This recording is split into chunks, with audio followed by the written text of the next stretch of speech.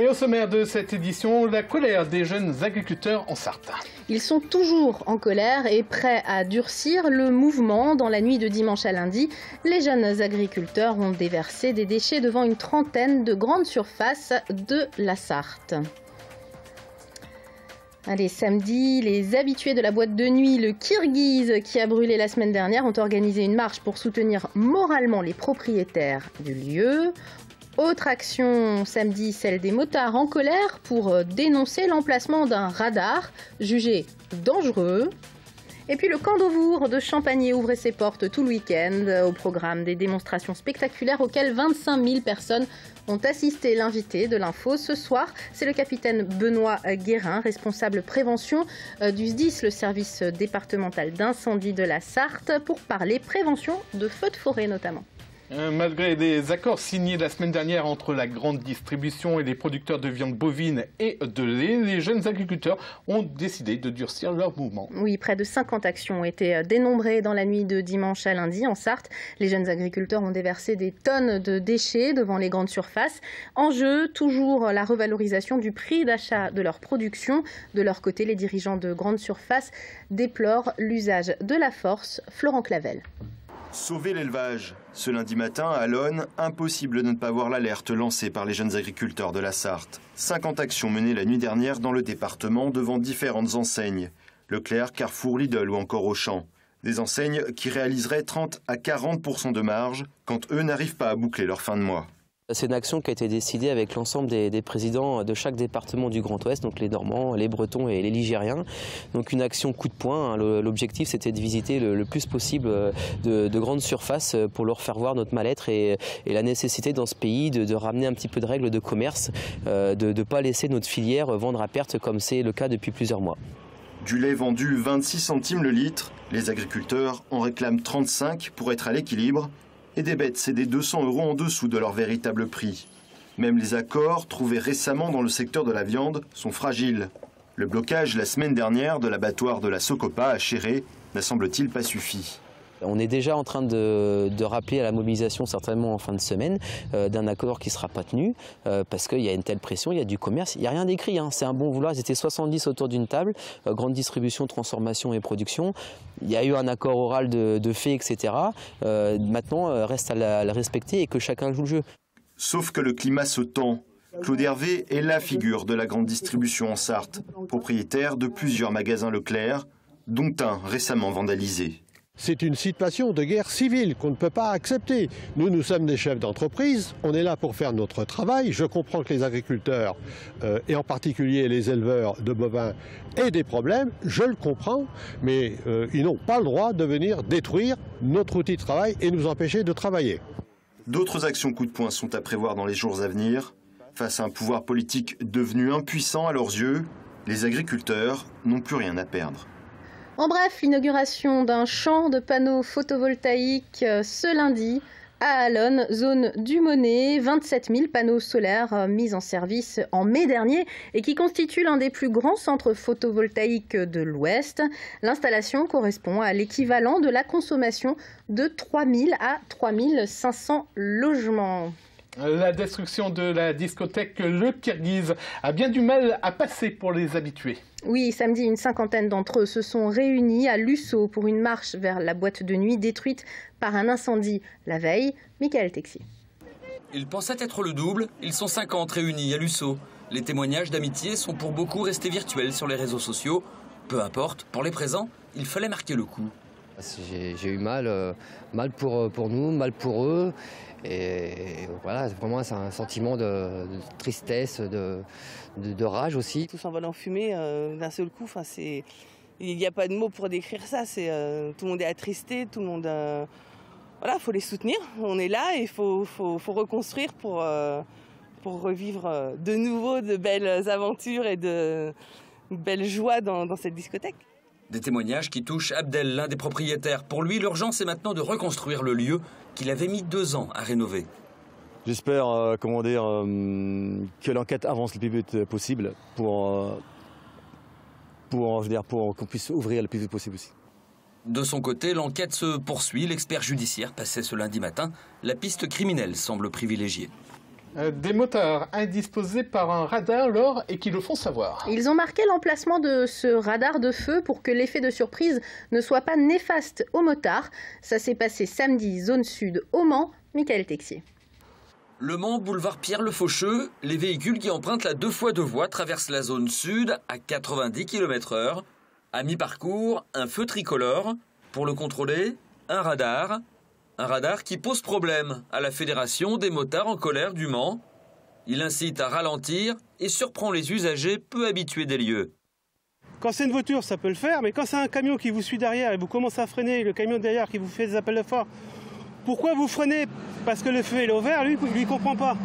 Le problème, la dernière fois, je ne me serais pas déplacé, le camion me rentrait dedans. Des motards qui ont décidé de prendre les choses en main, opération commando samedi matin.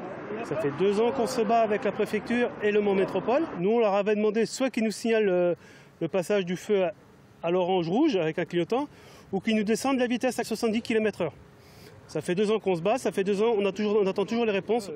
Pendant quelques minutes, une dizaine de motards bloquent la circulation à 150 mètres du radar. D'autres marquent sa position au sol. Un feu de forêt dans un sous-bois de Mussène s'est déclaré ce dimanche aux environs de 16h. 3500 mètres carrés sont partis en fumée le long de la route de Tours. Les pompiers des centres de secours de Pontlieu et Degré sont venus à bout de l'incendie dans la soirée. Et justement, les feux de forêt, on en parle avec l'invité d'info. Oui, c'est le capitaine des pompiers Benoît Guérin. Bonsoir. Bonsoir. Vous êtes responsable prévention du SDIS 72, je le disais en titre, le SDIS, le service départemental d'incendie de la Sarthe.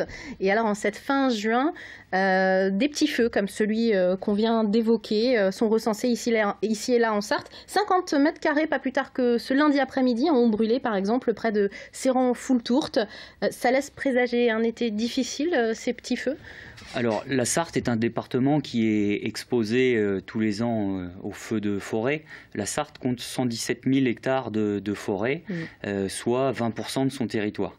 Donc, nous avons une activité opérationnelle permanente dans ce domaine. L'an dernier, par exemple, nous sommes intervenus à 114 reprises. Cela a mobilisé plus de 400 engins et pour une surface brûlée de 220 hectares. C'est autant que les Alpes-Maritimes en 2014. Oui, pour l'année 2014, c'est autant que le département des Alpes-Maritimes.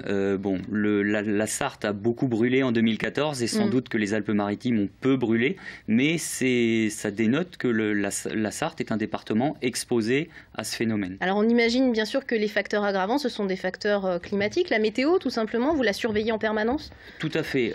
Tous les matins, le centre opérationnel qui est situé à Coulennes fait le point météo. En fonction des prévisions météorologiques de la journée, le départ type est adapté. Ça varie entre 1 et 4 engins pour tout appel feu de forêt. Alors ce qu'il faut, c'est pour qu'un feu se déclare justement, c'est quoi? Il faut que ce soit sec et qu'il y ait du vent, c'est ça? Tout à fait. Les éléments qui favorisent l'éclosion et la propagation du feu de forêt sont l'état de sécheresse de la végétation et plus largement du sol, et puis l'importance du vent. Alors, de toute façon, quoi qu'il arrive, à partir de la mi-mai, vous êtes en état d'alerte, je dirais, jusque quoi, fin septembre, c'est ça? Alors, effectivement, ça peut aller jusqu'à fin septembre. Globalement, les premières pluies de l'automne arrivent mi-septembre et tendent à calmer la saison. Et la plupart des feux, vous nous le disiez hors antenne, finalement, ils se déclarent parce qu'il y a un mauvais comportement, les gens ne savent pas forcément comment se comporter avec le feu, justement. Tout à fait. On estime que 2 tiers des feux de forêt ont pour origine une cause humaine, que ce soit malheureusement de la malveillance, mais bien souvent également de la négligence. Alors c'est quoi? C'est le barbecue qui part mal? Tout à fait. Tous les comportements qui peuvent générer un départ de feu. C'est pour cette raison qu'un arrêté préfectoral réglemente l'usage du feu en forêt et dans les terrains qui sont situés à moins de 200 mètres. Alors qu'est-ce qu'il est interdit de faire justement? Alors en période de risque feu de forêt, il est interdit de fumer en forêt. il est interdit de jeter des mégots, des allumettes mal éteintes. Il est interdit d'organiser des barbecues, des méchouis. Les tirs de feux d'artifice sont également interdits en forêt. Le brûlage des déchets verts. Bref, aucune étincelle en fait. C'est vraiment ça l'idée. Et nouveauté, les pratiques telles que le lancer de lanternes thaïlandaises sont également interdites. Pour les gens qui ne savent pas, je ne savais pas moi-même, ce sont ces petites lanternes qui s'envolent, les petits parachutes qui s'envolent avec une petite bougie, une petite mèche. Tout à fait. On organise ce type de lancer en général pour les mariages. Malheureusement, comme on ne sait pas où l'engin peut retomber, c'est formellement interdit en Sarthe. Alors, on n'a plus vraiment le temps, mais bien évidemment, si vous êtes témoin d'un départ de feu, quoi qu'il arrive, vous n'intervenez pas et vous appelez le 18, c'est bien ça? Voilà, en localisant de manière la plus précise possible le départ de feu afin que les secours arrivent rapidement. Merci beaucoup. On passe des pompiers aux marsouins du 2e REMA, puisque ce week-end, 25 000 personnes sont venues profiter des journées portes ouvertes du camp d'Auvour à Champagny. Oui, tous les 2 ans, les militaires ouvrent leurs portes le temps d'un week-end. Le 2e régiment d'infanterie de marine intéresse toujours autant les Sartois, comme a pu le constater Michael Texier.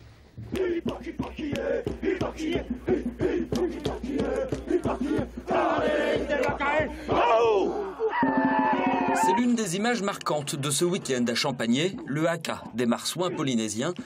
Public conquis devant ces chorégraphies guerrières, mais pas seulement. Le haka, c'était nos anciens, ils faisaient perdre l'ennemi avec le haka. Il y a différents haka, parce qu'il y a des haka avec la sensualité, comme vous avez vu le dernier, avec un peu chaud. Et sinon, en gros, le haka, c'est pour faire peur. Voilà. Pour faire peur ou pour séduire? Pour séduire aussi, les deux. Les portes ouvertes du RIMA, c'est surtout une démonstration de savoir-faire des marsouins, des chiens élevés pour le combat ou le maintien de l'ordre, jusqu'à la simulation de guerre sur la place d'armes. Un moment d'échange aussi entre militaires et Sartois. Le 2e REMA, c'est bien le régiment de la Sarthe et on y tient parce que notamment nos marsouins, ils sont envoyés entre 4 et 6 mois par an en opération et il y a les familles qui restent, il y a les familles, il y a les enfants et on est toujours très touchés de voir que nos familles sont soutenues par leurs voisins, sont soutenues par les Sartois. Et en l'occurrence, sans les Sartois, sans ce soutien qu'on a, le quotidien de nos marsouins, eux, en opération, ne serait pas aussi serein. Les portes ouvertes, c'est l'occasion de prendre une leçon d'histoire aussi. Plongeons dans le temps. Au cœur d'une tranchée en 1950, nous sommes en Corée avec le bataillon français de l'ONU. En pleine bataille. Les anciens combattants sont des gens qui ont vécu un enfer réellement parce que, comme dirait le général Monclar, les petits gars de la Corée peuvent dire aux anciens de Verdun qu'ils ont vécu leur propre Verdun. Et pour rejoindre cet enfer, les 3000 hommes du bataillon étaient partis, à l'époque, du camp d'Auvour. Allez, on termine avec du sport. Au programme de ce week-end, le triathlon international de Saint-Calais, la 13e édition du Trail des Forges de la Bazoge et le 20e Grand National Roller de Coulannes avec Yannick Morfin qui est incorrigible, qui essaie de me faire rire, et Amoun Shamsoudine. Une erreur qui coûte cher. En oubliant son dossard au parc à vélo avant de s'élancer pour les 20 km de cyclisme, le francilien Audric Lucini s'est vu disqualifié par les arbitres qui officiaient ce dimanche après-midi sur le triathlon international de Saint-Calais. Le francilien a pourtant souhaité poursuivre la course et s'est même imposé pour l'honneur, le corps arbitral ne revenant pas sur sa décision. C'est donc finalement son coéquipier, Loris Le Thénault, qui remporte la victoire dans cette 27e édition. La réglementation prévoit que le dossard doit être porté dès la prise du vélo jusqu'à la ligne d'arrivée, il doit être visible, sous peine de disqualification. Donc quand on peut effectivement réparer la faute, c'est un carton jaune, on reprend le dossard et on repart. Sauf qu'en l'occurrence là, l'athlète ne pouvait pas récupérer son dossard, donc il a été effectivement disqualifié. Tous les records de participation ont été pulvérisés ce dimanche matin pour la 13e édition du Trail des Forges qui se déroulait à la Bazoge. Ils étaient plus de 1300 à prendre part aux 3 courses proposées, à savoir 8, 15 et 27 km. Point d'orgue pour les concurrents du 15 et du 27, la traversée de la Carrière avec ses passages très techniques concoctés par les organisateurs. Du grand et beau spectacle également à Coulennes, à l'occasion du Grand National de Roller, organisé comme chaque année par les JS Coulennes. Près de 200 patineurs venant de toute la France participer à cette 20e édition. Voilà pour l'essentiel de l'actualité de ce lundi. Alors, je vous sentais très pensive tout à l'heure. Au moment du haka. Vous étiez charmée, c'est ça? Mais absolument, c'est tout à fait intéressant ce reportage sur le RIMA. Dans un instant, on parle du cirque. Oui, complètement. Alors, complètement autre chose. Peut-être qu'il y aura du haka aussi, cela dit, parce que ça nous réserve beaucoup de belles surprises. Le Mans fait son cirque, cette édition 2015, qui promet d'être magnifique et ça commence jeudi soir. Très bien, jusqu'à dimanche, évidemment. Auparavant, c'est la météo, comme chaque soir, de Romuald Besson.